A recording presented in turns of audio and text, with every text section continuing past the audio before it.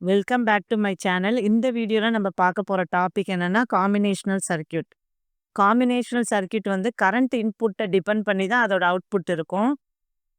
Current இன்புட்ட பொறுத்து இருக்கிறதால, இதுக்கு மெமரி எலிமெண்ட் எதுவும் தேவைப்படாது. அவுட்புட் வந்து இம்மீடியட்டா நமக்கு கிடைச்சிடும். இன்புட்ட என்ன சேஞ்ச் பண்றோமோ, அதுக்கான அவுட்புட் வந்து இன்ஸ்டன்ட்டா கிடைச்சிடும்.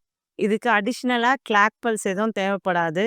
அதனால இதோட டிசைன் பார்த்தோன்னா, சிம்பிளா இருக்கும். என்ன இன்புட்ட கரண்ட்டா நம்ம சேஞ்ச் பண்றோமோ, அதுக்கான இன்ஸ்டன்ட் அவுட்புட் நமக்கு கிடைக்கிறதால ஃபாஸ்டரா இருக்கும் இதோட எக்ஸிகியூஷன். காம்பினேஷனல் சர்க்யூட்ல லாஜிக்கல் ஆப்பரேஷன் நடக்கும். Without sequency dependency. அதாவது அதோட சீக்வென்சியான இன்புட்டையோ, இல்ல அவுட்புட்டையோ எதையுமே பார்க்காது. கரண்ட்டா என்ன இருக்கோ அத மட்டும் தான் வந்து பெர்ஃபார்ம் பண்ணும். பவர்ன்னு பார்த்தோன்னா, லோயர் பவர் கன்சம்ப்ஷனே இதுக்கு வொர்க்கிங்க்கு போதுமானது.